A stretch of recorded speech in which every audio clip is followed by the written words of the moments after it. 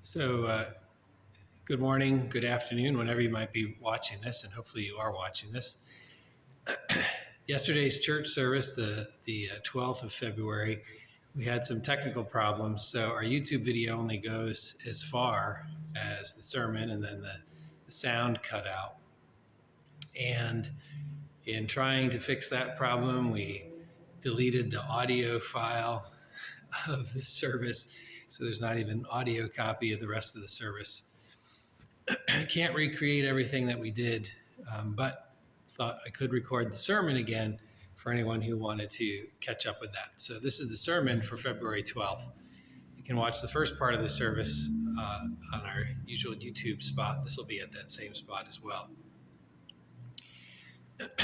So we were talking about truth yesterday, coming out of Jesus' parable about the wheat and the weeds. Truthfulness is one of our big challenges as followers of Jesus Christ. It was Scout Sunday, and I talked about how it's a big challenge for the Scouts as well, right? I mean, it's number one on the Scout law. A Scout is trustworthy. It's a quality that we as Christians aspire to as well, that we tell the truth, that we can be relied upon, we mean what we say. I said it was probably the hardest of all the things in the Scout law maybe to follow, because it's one thing to say, I'm going to tell the truth all the time.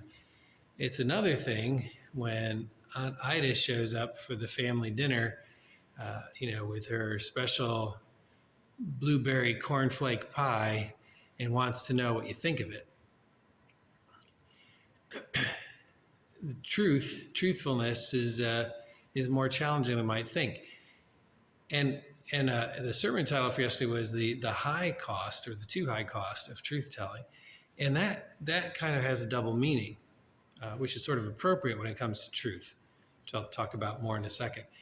When we talk about the high cost of truth telling, the more obvious high cost in our Christian context is telling the truth. Living the truth is what got Jesus killed, right? He lived authentically. He lived authentically in the kingdom of God. He announced that that's what he was here to bring, and he lived it out, and he spoke about it, and that was ultimately too provocative for those with power, right? The religious authorities, the civil authorities. It was the thing, telling the truth and living the truth was the thing that got Jesus arrested and ultimately killed. So, as followers of Jesus Christ, that's one truth for us, that one truth about truth, that if we tell the truth, if we live truthfully as Jesus did, we will pay a price. Now, we may not be killed for it, but it will cost us to live out the kingdom life. That's why I get kind of annoyed sometimes when Christians object very strenuously when they want laws passed to protect them.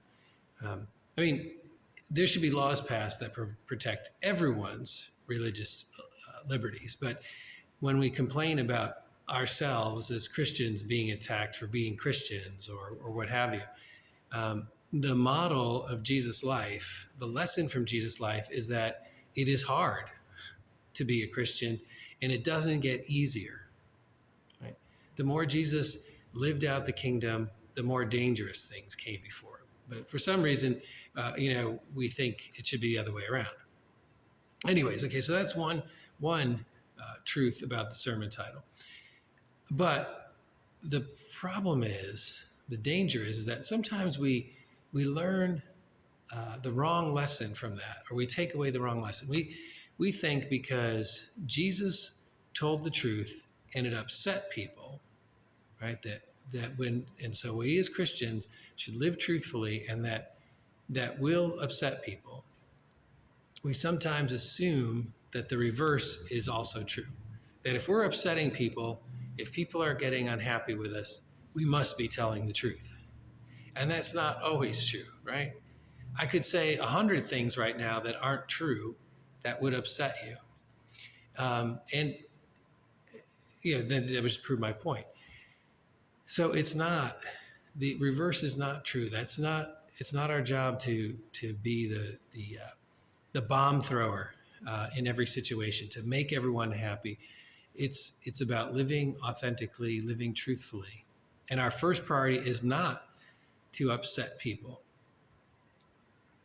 And that's part of the second meaning of this, that the danger we present as Christians, we can present, is when we believe we need to tell the truth,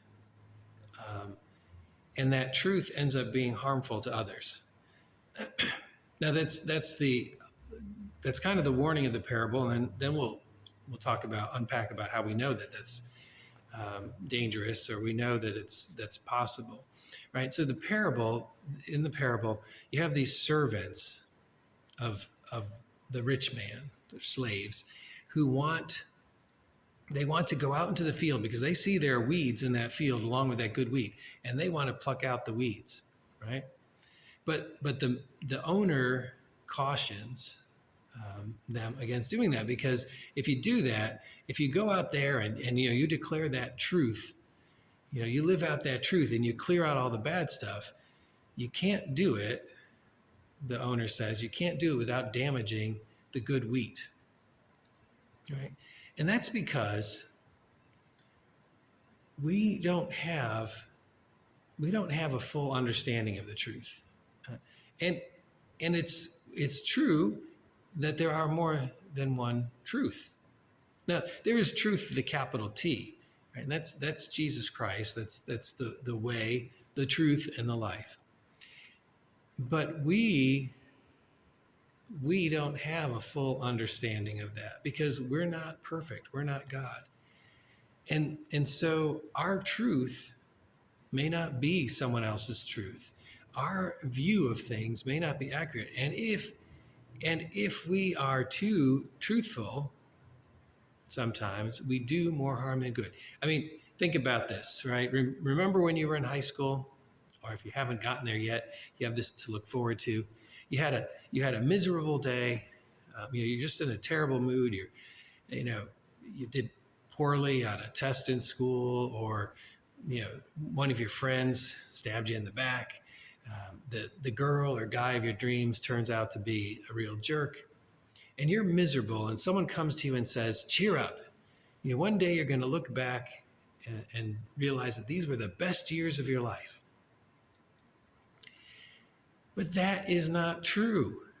It might be true for the person who told you that high school were the best years of their life, but it's not true for all of us. Probably not even true for most of us. But when you tell someone that, right, when your truth is that high school were the best years of your life, and therefore you're telling this person high school are the best years of your life, when you tell them that, you're doing more harm than good, right? Because you're going to have them questioning, am I doing something wrong? Is there something wrong with me?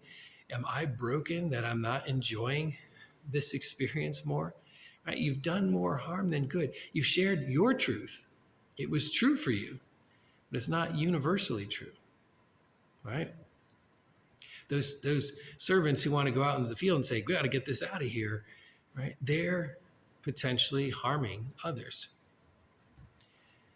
Now, I know this sounds like just put us in kind of this middle of this pickle and maybe give us an escape route out of ever doing anything. Because now it's like, well, I want to tell the truth, but I don't want to do more harm than good. So I've got this dilemma. I can't do anything. But Jesus, who has more or less presented us with this dilemma, with the parable, also offers the way out of the dilemma. Right? In the parables that come between the parable and Jesus' explanation of it, and of course in the explanation of the parable as well. And this is great, right? Because Jesus only explains like 2 parables, right? Shares, 50, 100 parables. I don't know the count of that. And only twice does he ever explain them. Coincidentally, the other one is also about a sower and the seeds, the one where the seeds cast out on the rocky soil and on the path and amidst the thorns and all that. Well, Jesus offers this explanation. And and there's something interesting about the explanation. So in the original parable, you've got the owner, you've got the servants, you've got the wheat, you've got the weeds, you've got the reapers who are going to come in and fix everything. And you've got the sower and the person who threw the weeds in. When Jesus explains the parable, somebody's missing from the lineup at the end. Because when we read the parable, when we hear the parable, we assume we're the servants, right? We're the ones who will want to make sure that the truth is shared and that the evil is, because we're building God's kingdom, and God's kingdom is not going to have weeds, and it's just going to have the wheat. But when Jesus lays out who is who, right? So the owner of the field is God, the sower of the good seed, that's Jesus, the sower of the weeds is the evil one. The angels are the reapers who come at the end of the day and end of the age and figure everything out. But that leaves the wheat and the weeds, right? And the people who are part of the kingdom of God are the wheat, and the people who are not part of the kingdom of God, the evil things in the world, are the weeds. There's no analogy for the servants or the slaves. Our one part of our truth telling is to remember that we are the weeds.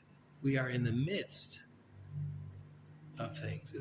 We are not called to be on the outside judging or telling our truth, if you don't want to call it judging, from the outside, but we are called to be in the midst. Just checking the timer there. It's giving me kind of a weird reading. We're called to be in the midst of things, right?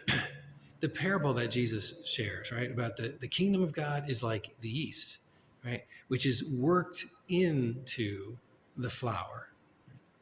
Yeast does not make flour, doesn't make dough rise and become bread by being outside of it and declaring to it, rise, right? Yeast makes bread rise by being intermixed with it.